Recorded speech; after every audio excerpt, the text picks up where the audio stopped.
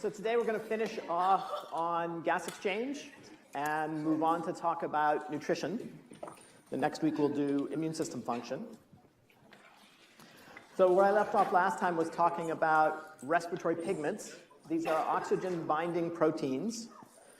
And oxygen-binding proteins are four major ones. Hemoglobin, that's the one that we're going to talk the most about. The one that insects use is a copper instead of iron-based protein, hemocyanin. The key point is that all of them will bind oxygen. And the selection pressure, originally the selection pressure for binding oxygen for these very ancient proteins, so these existed well back in eukaryotes. There are versions of them in some single cell, in some prokaryotes as well. And the function, potentially two different functions. One is actually potentially protective. So oxygen is a highly reactive molecule, and having too much of it is potentially dangerous to a cell. So potentially a protective function of whenever oxygen is in too high concentration, trapping it. So that's one possible selection pressure for the evolution of these oxygen-binding proteins. The second one is for aerobes. Having an oxygen-binding protein means that you create a higher concentration gradient between whatever's on the outside and whatever's on the inside of a cell. Okay. If some of the oxygen inside the cell is bound to an oxygen-binding protein, that means there's less free oxygen. So any oxygen that comes in, even if it's not immediately used in respiration, may be grabbed by an oxygen-binding protein and held there. And because some of that is bound, you have less oxygen diffusing back out, a net higher rate of movement of oxygen into a cell. So that's the second function. We're going to come back to that second function when we talk about myoglobin, because that's essentially what your muscles are doing with the oxygen-binding protein myoglobin. So evolution, originally either protection or to increase the movement of oxygen into a cell. Okay. Different sequences wind up changing how tightly oxygen is bound. So in our hemoglobin, it's a tetramer, and the heme groups are the locations where oxygen is bound. So they've tried to color this with grays and browns and tans to show you the different subsets that are combined, the four different proteins that are combined to make a particular hemoglobin. You don't have just one conformation. Well, for hemoglobin, it's a tetramer for you. But myoglobin is another version of hemoglobin. It's just it's a different gene with some change in amino acid sequence. And that change means that it binds oxygen, in the case of myoglobin, more tightly. So change the sequence and oxygen is bound more tightly or less tightly. That matters for you in multiple ways. And it matters for other animals a tremendous amount as well. So in a moment, we're going to talk about oxygen binding curves, oxygen dissociation curves, and talk about why they're different for different kinds of animals. So we see many different forms of hemoglobin. In some animals that use hemoglobin, they don't have them in red blood cells. So in you, you're packaging a few 100,000 of them in each red blood cell and circulating them in your blood in the red blood cells. But in some animals, they're just secreted into the blood. They don't have, or into hemolymph. They don't have any red blood cells. In those cases, they can be multimers of even hundreds of aggregated hemoglobins. Key point is they all bind oxygen. So myoglobin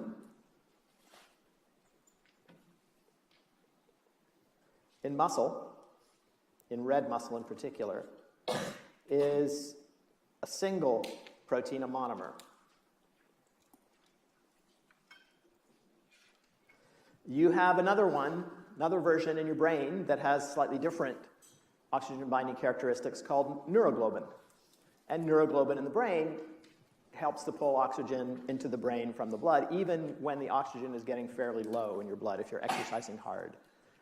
Okay, so if you were short on neuroglobin and you're exercising hard, your brain function would start to fail. You wouldn't be getting enough oxygen.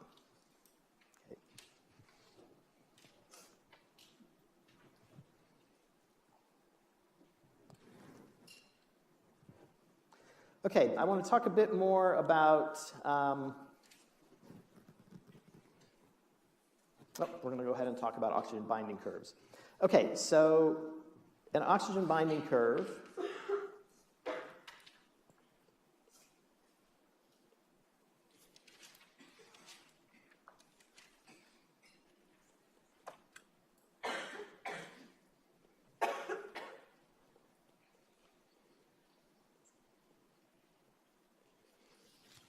Okay, think for a minute about these axes. A common mistake on the exam, and I've always had a question on this on the exam, a common mistake is people get the axes messed up or they don't understand the axes. So on the y-axis I have percent saturation of hemoglobin with oxygen. In other words, if it's 100% saturated, it means every single heme group in every single hemoglobin has an oxygen, or at least as close to that as you can get. Okay, that's 100%. At 0%, none of them hold an oxygen. At 50%, about half of the binding sites hold an oxygen. Okay, not necessarily on each hemoglobin. In fact, what you'd actually predict is that a lot of the hemoglobins have all 4 oxygens, and a lot of the hemoglobins have none bound. Because once you remove an oxygen, the affinity for oxygen becomes lower at the other sites. So you don't take them off at random. That's the reason for the shape of a hemoglobin binding curve, which for a human looks like this.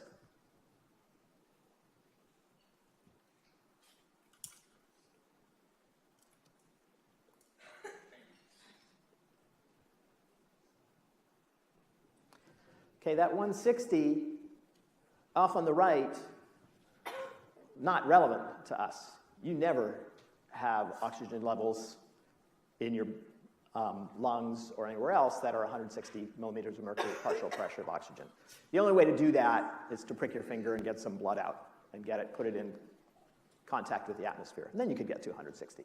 Wouldn't be very useful, but you could do it. Okay, in your lungs, so your lungs are getting to somewhere around 100. So this is what you'd expect in the lung. Okay, essentially 100% saturated. I actually have this curve a little bit off. It should be, 40 should be more like this, but close enough. Okay, back. Is that like when athletes, like, it's called doping? Like they... So when athletes, one method of increasing your oxygen transport capacity is to add red blood cells. So one of the methods of doping has been take out some blood, store it, give the body time to replenish those red blood cells, and then take the concentrated red blood cells and inject them back in. Not legal in competition, but okay. And yeah, what that does is it gives you more red blood cells. It doesn't change the saturation curve. You still have, here we're looking at percent saturation. We could do a separate graph to look at the amount of oxygen being transported, but in this case it's percent saturation. So this would be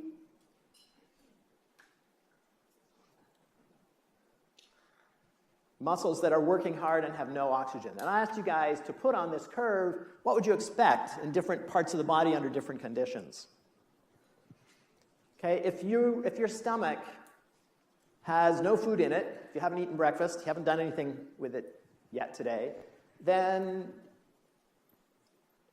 your stomach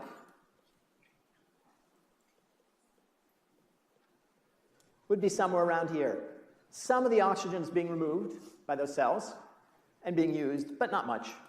So the blood is mostly passing through and not giving up much oxygen.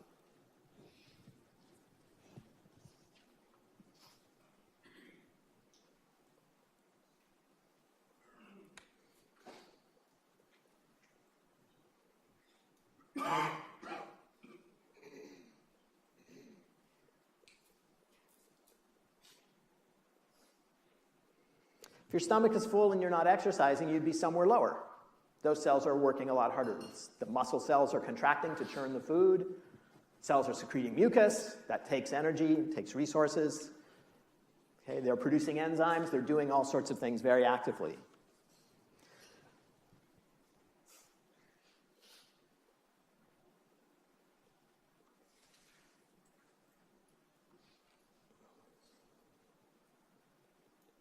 A muscle that's unused at rest, okay, somewhere here. Your brain is pretty active much of the time. So your brain is constantly using a fair amount of oxygen, but it gets delivery. It has high priority for delivery of blood. So you never get highly depleted oxygen in the brain unless you're in really deep trouble. Okay, so brain is probably functioning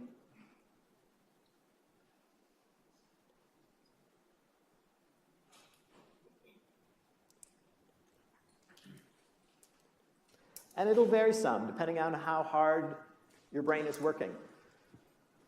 So if you're using a particular part of your brain a lot, you get more blood flow to that part of the brain. You're using more oxygen in that part of the brain.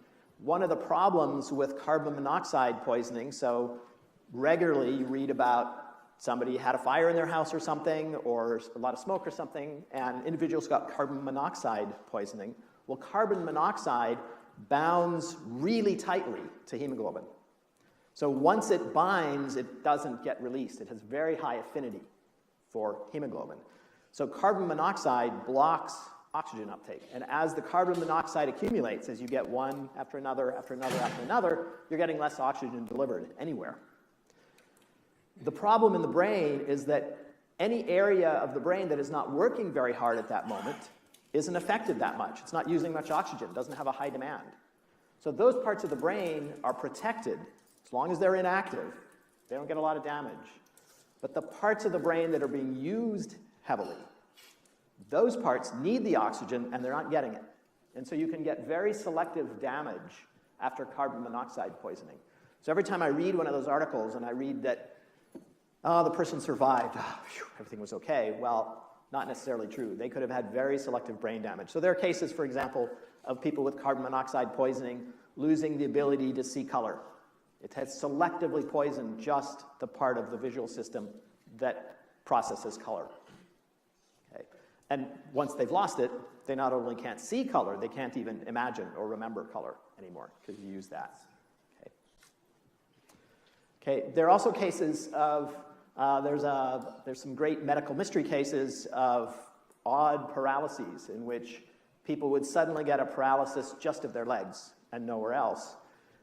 One of those consequences is actually related to something related to respiration, mitochondrial blockage from cyanide in cassava. Cassava naturally has high amounts of cyanide. It's a protective compound. And too much cyanide, of course, is toxic. It blocks mitochondrial function.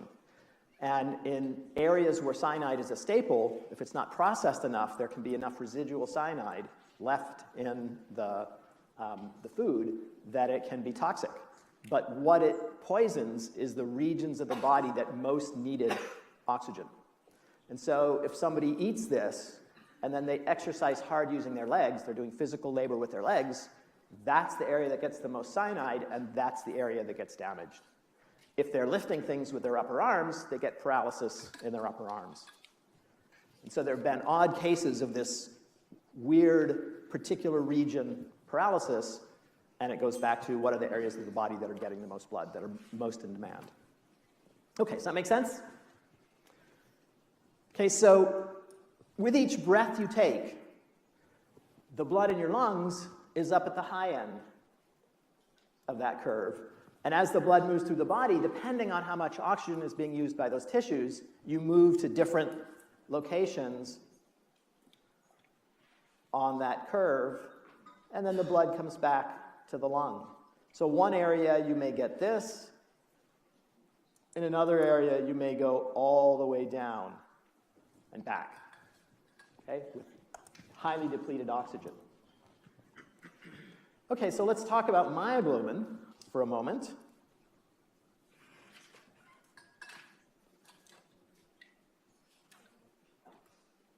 What's the unit again? Always label this. Partial pressure of oxygen in millimeters of mercury. We will take off points if you don't label it.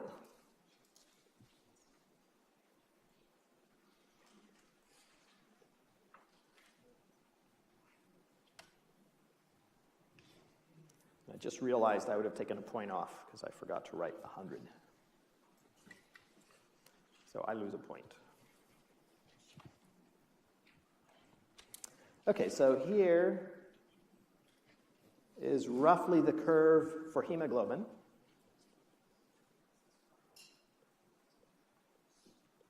Okay. And here's the curve for myoglobin. Okay, so this is in red muscle. Think back to the turkey you ate. In red, or maybe the tofu, no hemoglobin. Okay, anyway, in red muscle, it's very high in myoglobin. So what's it doing? What's the function? Why bother? Tell your neighbor.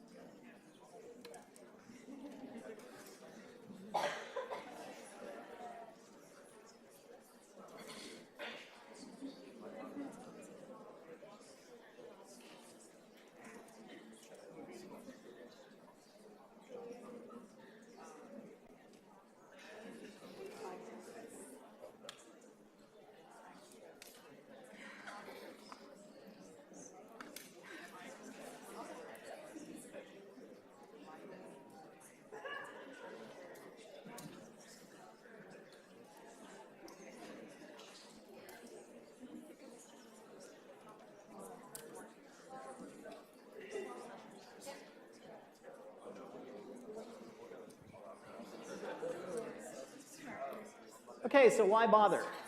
Anybody?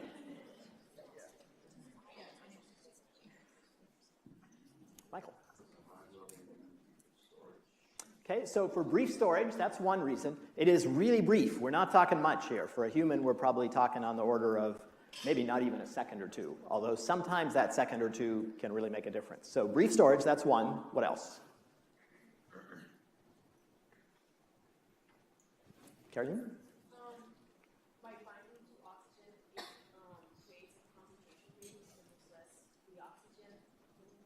Okay, by binding to oxygen, it creates a higher concentration gradient so that it'll move oxygen into a cell even when there's low partial pressure of oxygen in the blood. So here I've got us at 10% saturated. Okay, here's a capillary, 10% saturated with oxygen. So hemoglobin is 10% saturated. Here's a cell with no myoglobin, and here's a cell with myoglobin. Okay? So what's going to happen? Well, we're at, where I've placed us, is somewhere around here.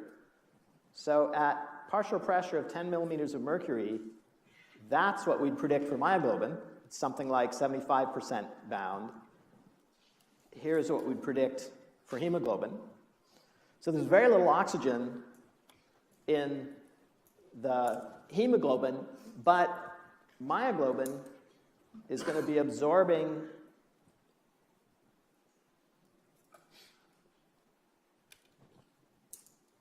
the free oxygen in a tissue with myoglobin. It's going to be very low. Okay, whereas for this with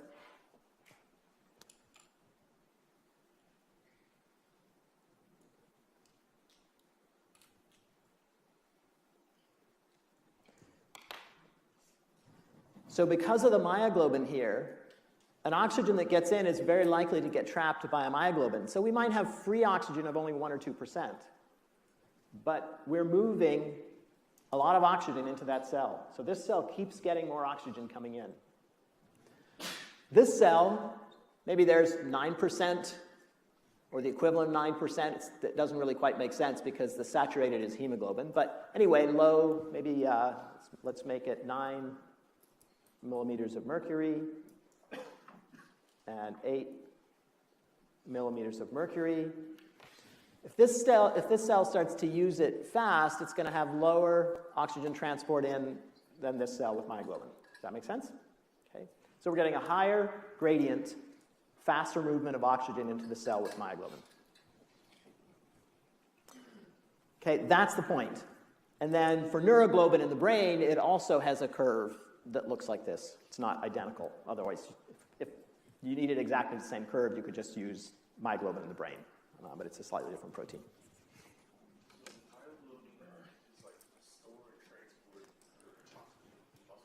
Yep. But if it's the same, hemoglobin does the same thing in blood. So what would be the difference between oxygen binding to like red blood cells or hemoglobin within red blood cells and just being So what's the difference between, so great question. So what's the difference between oxygen binding to hemoglobin versus just free in the blood? Okay, so this comes back to the problem we talked about earlier about oxygen is not very soluble in water. So you have in your blood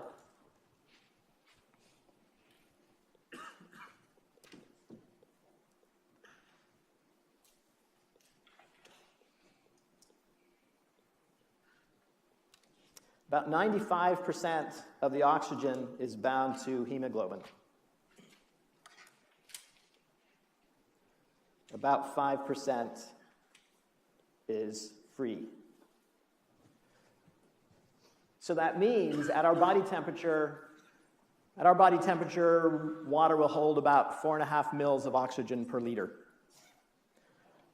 With hemoglobin in there, you're holding close to 200 milliliters of oxygen per liter. So you have 20 times the oxygen you would otherwise have. And that's the other piece of this story. Chloe?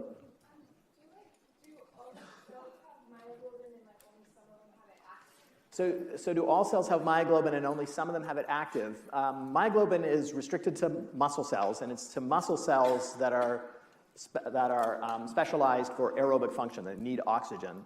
And so you use them for muscle cells that are particularly important for like distance running or long-lasting flight or whatever. You don't need it in muscles that are functioning anaerobically, but only briefly for little bursts of speed.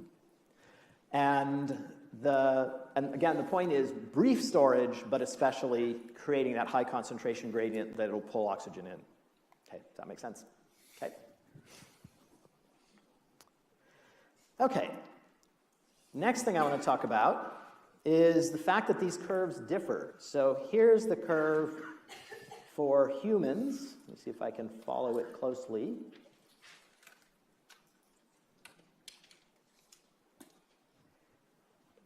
Okay, so there's the curve for humans.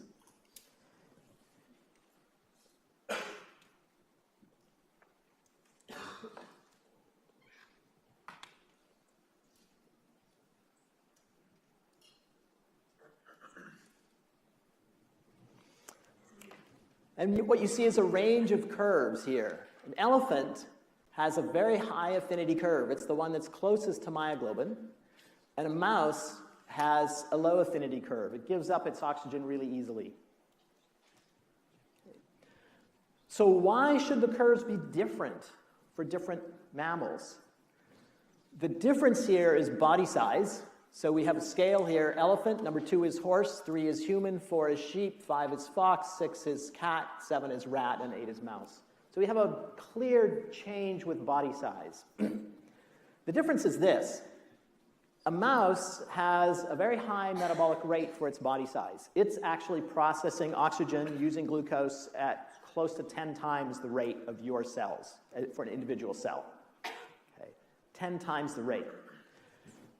There's strong selection to release oxygen to those tissues. So this lower affinity curve means even at 60 millimeters partial pressure, half the oxygen has already been released to the tissues and allowed to be used. Whereas in you, at 60 millimeters partial pressure, most of the oxygen hasn't been released. Your cells aren't getting it. Okay. Your hemoglobin hangs onto the oxygen more tightly. The thing is, a mouse, because it's so small, because it can transport oxygen from its lungs to its tissues about probably 10 times faster than you can, just because the distances are so short, right? The path lengths are all short. Rather the bulk flow distances are short. And so it can replenish its oxygen really quickly.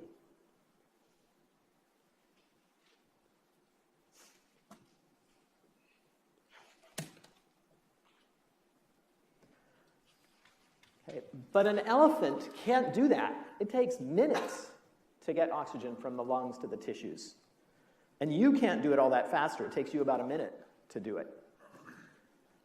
And that means if you allow the oxygen to be depleted in areas that have a pretty high partial pressure, and you're a little short on oxygen, you're exercising hard, you're not going to have enough oxygen left for other parts of the body.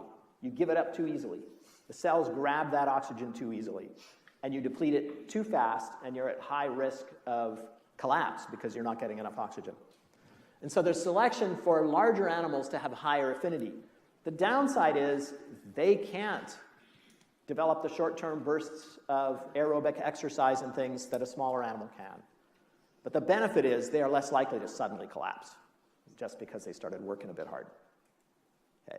You can really see that in people who have had heart damage and their heart rate cannot increase when they exercise. So I had a professor in the office next to me had atrial fibrillation. His atria weren't working, which meant his ventricles couldn't fill as fast. And under most conditions, it was fine. There was no problem. But when he climbed stairs, he would be out of breath just up one flight of stairs. And he couldn't exercise because he couldn't increase the rate at which his body was pumping out blood. When he started exercises because his atria weren't functioning, it wasn't filling his ventricles fast. Okay. That's the equivalent of not being able to get oxygen to your tissues as fast, right? So it's the equivalent of being converted into an elephant. Now, if we could have given him elephant blood, he would have tolerated that much better because his muscles still would have had more oxygen to function with. Okay, so I've never seen it proposed that we give elephant blood as a transfusion to people who have heart damage. Seems like it would be sensible. Although next week we'll talk about immune function, and you'll realize, of course, it isn't. Okay, does that make sense? There are other changes we won't talk more about. I talk about it much more in physiology. The curve shifts a little bit as the blood gets acid for a reason. During pregnancy, the curve shifts. During pregnancy, human female curve shifts this way so that it will give oxygen more easily to the embryo. And embryonic, when you were a fetus, your embryonic hemoglobin has higher affinity. It grabs oxygen from mom's blood.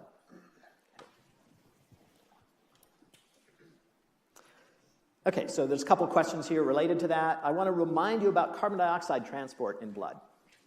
Now remember, most is bound to, most of it is bound to hemoglobin as CO2, so most is not free, but that's not a huge amount. Well, it can't be a huge amount, never mind, as CO2, or free as bicarbonate ion and H2CO3. So when cells produce carbon dioxide, that carbon dioxide reacts with water, reaction that is really important, and I want you to remember, to make carbonic acid. And some dissociates into H plus and HCO3 minus. But it's a weak acid, so a lot of it just stays as H2CO3. Okay? So this is a buffer system. And as long as you have a pretty stable concentration of carbon dioxide, you have stable amounts of all of these, and you have about the same blood pH. But if you either produce carbon dioxide faster or get rid of it faster, you'll change your blood pH. So if you produce it faster when you're exercising hard, some of the symptoms of fatigue come from the buildup of carbon dioxide that can't be gotten rid of fast enough. You make your blood a little bit more acidic. With more CO2, you make more H2CO3. Some of that dissociates and your blood pH goes down. An even change of about 0.1 or 0.2 is enough to start changing protein structure, protein shape, conformation, and function. Your blood pH is somewhere in the neighborhood of, I think, 7.4 in a human, somewhere around there. just a little more basic than neutral. And hard exercise will make it more acidic. On the other hand, hyperventilating, I'll do it here right now. Now I'm talking fast hyperventilating. So there's two types of hyperventilating, okay, in which I'm only moving a little air in and out with each breath, and I'm actually not changing the amount of gas exchange because my breaths are much shallower. Then there's deep hyperventilating.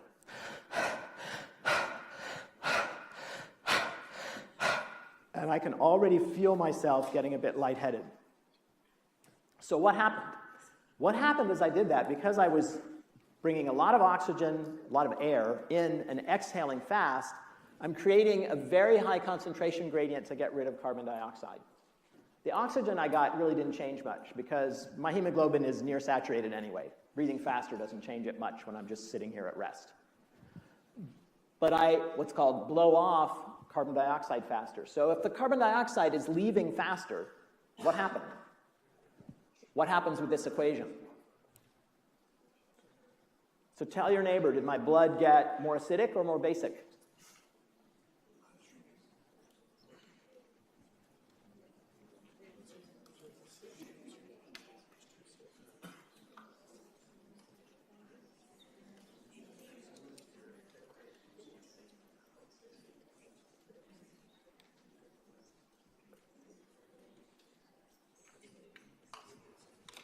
Okay, so when I'm hyperventilating, I'm getting rid of that carbon dioxide, which drives the reaction in this direction. So if more of that carbonic acid converts to CO2 and water,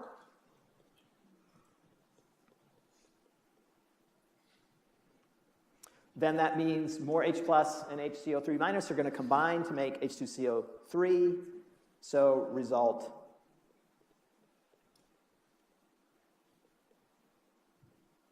more basic, lower pH. And that starts to change conformation of critical proteins. I couldn't tell you which ones, but I can guarantee you there are proteins in my brain that were changing conformation and causing some of that change in function, lightheadedness. Carolina?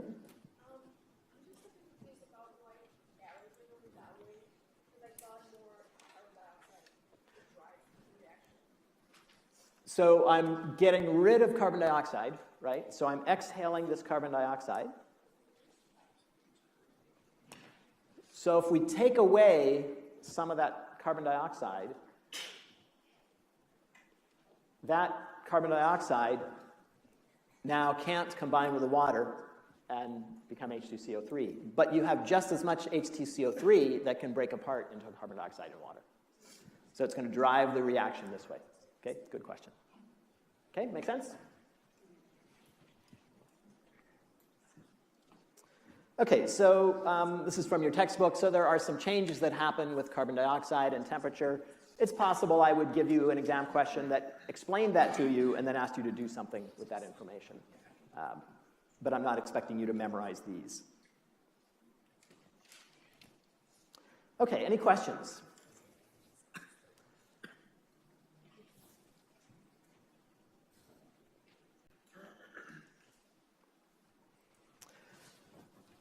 Okay, nutrition and digestion. There's a lot of this we've already talked about, and there's a lot of stuff that is pretty intuitive. So there are a bunch of things that are in the notes, but I'm not going to talk about. I think they're clear in the notes, and they're things you guys are mostly pretty familiar with. So animal feeding, what's a herbivore, what's a carnivore, what do you do with jaws, what are teeth for? Okay. Some interesting things you've never thought about before, which is that the evolution of cheeks is what made a lot of things possible for mammals. Having cheeks, holding your food in while you chew. If you've ever watched a reptile chew, because they don't have these nice flexible cheeks, this food just sort of falls out the side of their mouth. Anyway, animal feeding, for one. And then we've talked a whole bunch already about aspects of digestion. How do enzymes break down molecules? Why acids are so effective at chopping up molecules? Okay, so those we're not going to go through. And then nutritional requirements, the basics about why you need amino acids and fats, carbohydrates. All those I hope are pretty obvious to you by now. So I put them in there because that tells you here's the depth I want you to know, but you can look at it on your own. Okay, some quick pieces, things we've already looked at before. We talk about a gut or a digestive system, and there's two versions. A few simple animals have only one opening. Okay, only one opening here. The mouth is also the anus. The food comes in, and the digested material is just pushed out through the oral opening. So here are two versions of that. And flatworms have the same system. And then what's called an alimentary canal, although we'll just call it a gut, has an opening at one end. Here's the mouth. Food goes through, and the waste material out the anus. And that's much more common. That's most phyla. And just to orient you, remind you of things you more or less already know, there's an intake region.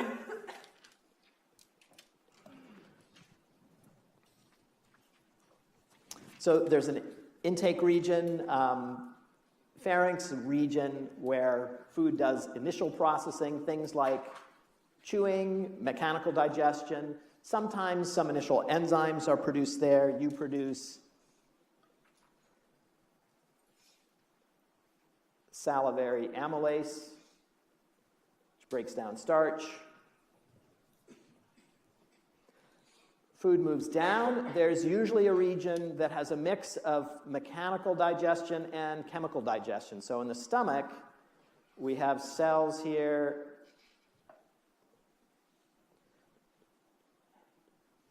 that are using proton pumps and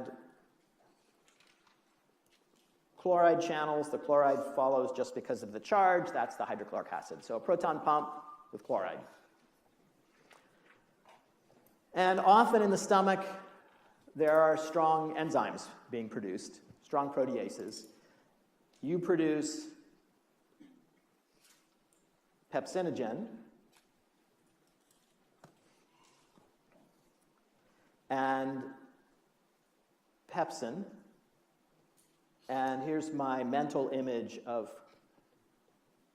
pepsin as an enzyme.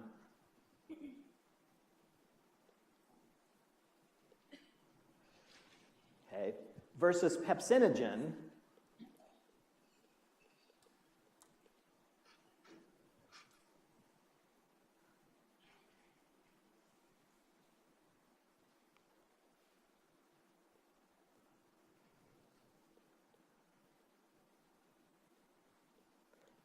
some additional amino acids blocking the binding site. So it's an inactive form. And that's because, think about it, if a cell is producing a really strong protease inside the cell, good thing, bad thing. Okay, so producing it as a really strong enzyme inside a cell is not so good. And pepsinogen can get cleaved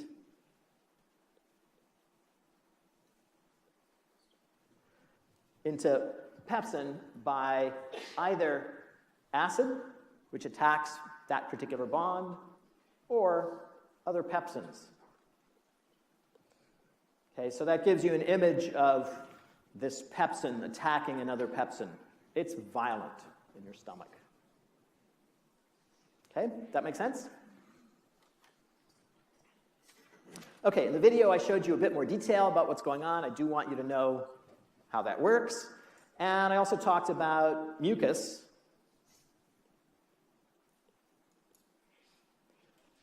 And I also want you understanding mucus secretion and why it's important and how critical it is to protect the cells in the lining of your stomach and your intestine.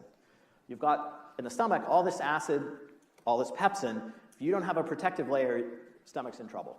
Okay, that causes ulcers. So the mucus is providing a protective layer. And acids can get partway through the mucus, but they tend to get trapped. They tend to get attached to some of the mucus, some of the charged regions in mucus. Pepsin tends to get trapped, so it doesn't tend to get all the way to the cells. Some does. It's a tough environment. Your stomach cells are lasting maybe a week on average. You have to keep producing them through stem cells. But it would be a lot worse without that mucus. The mucus is also helping to protect against most bacteria. It's hard for things to get through it, and from viruses.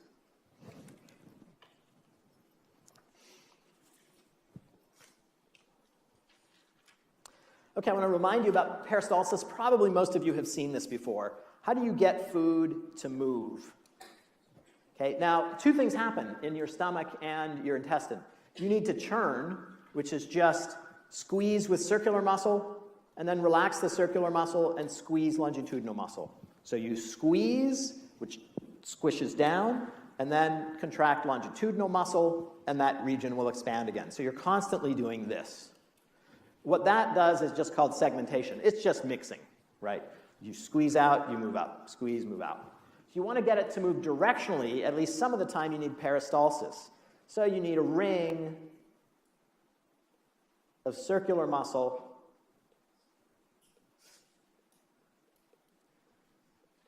and then once you've done that, contract the next ring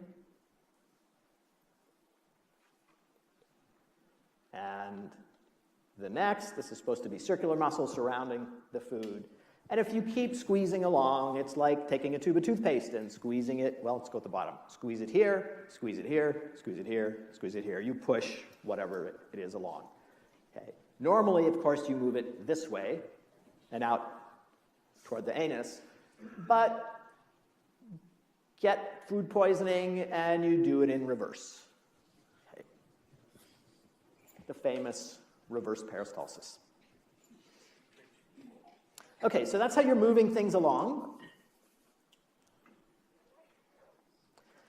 I want to show you a little bit about just some of the variety of digestive systems, which gets at different ways of making a living. So we just looked at ours with food coming in, stomach, mainly acid digestion and a strong protease.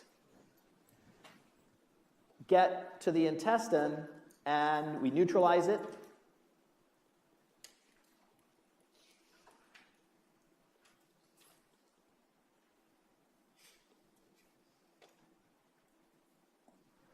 With sodium bicarbonate, we're actually just using a bicarbonate transporter, HCO3-, to get that in there.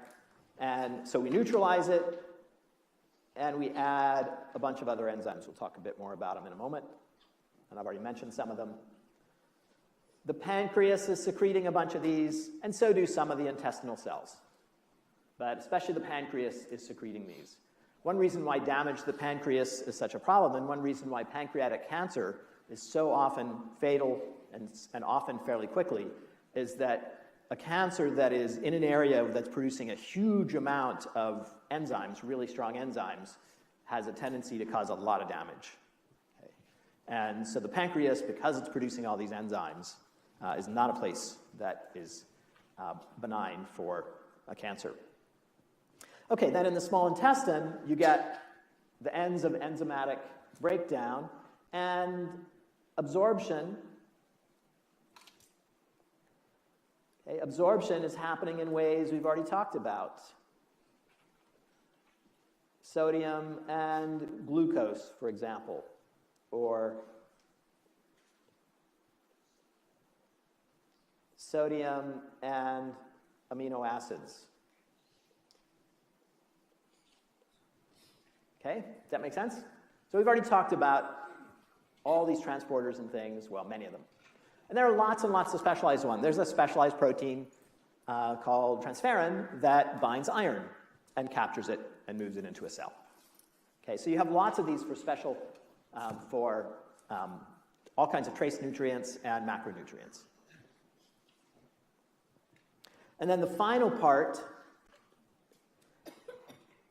down here in large intestine, you need to recover water, right? You had to get a lot of water into your stomach and your intestine, so you actually secrete sodium and chloride. Water follows passively into your stomach and your intestine to keep everything liquid, because you can't mix it and absorb it well if it's not liquid, but you don't want to be excreting while expelling diarrhea all the time. So you need to recover that, and you recover that by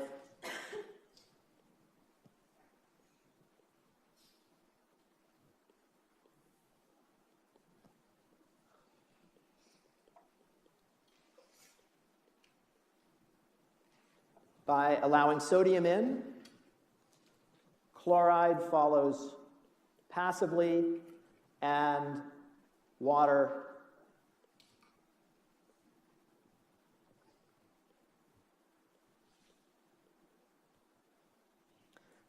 will also follow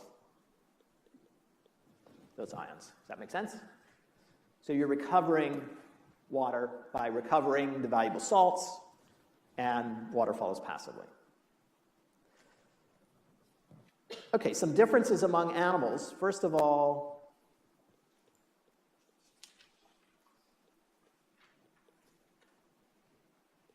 you could have a very long small intestine if you're eating hard to digest food.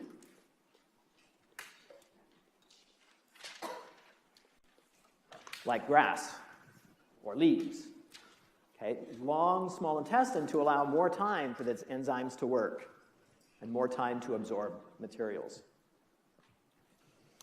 In the case of a rabbit, with this branch, a cecum, they are taking in food, and on the first pass,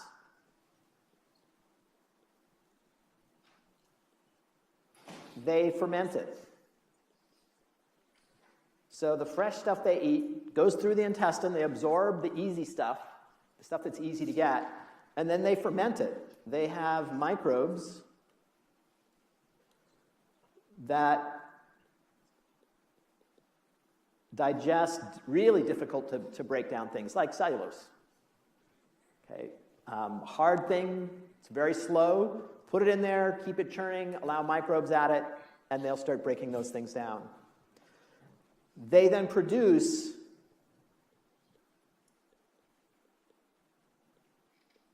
soft pellets of feces. They have a name that's in this text here, and hard pellets. The soft pellets, they re-ingest. It's a pleasant sight to see a rabbit going, ooh, yummy, tasty, soft feces. I'm going to eat them. So the soft ones they eat them, and now they've got all the microorganisms in them, so they can digest the microorganisms, and they have the benefit of whatever additional breakdown the microorganisms did. Second pass. Okay. It's a good reason to own a rabbit. Here's a potential exam question. We don't have time to do it now, but design a neural circuit for a rabbit that would detect a freshly eaten bolus of food and move it into the cecum for fermentation. But if it was the second pass, it's already been fermented, instead, just send it straight on out through the colon to be removed as a hard pellet. Okay. So you would need to figure out, okay, how would you do it? What muscles would you use to get it to go to one place or the other? How would you detect it? And now make the circuit work. Okay. And it is the kind of question that I have been known to put on the final. And some of the stuff we're talking about in class, these are potential ones. You might see one or two of these on the final. Okay, it is 9:49, so next time we'll talk a little bit more about specific secretions, about fats, some of the trade-offs, and then start talking about immune function.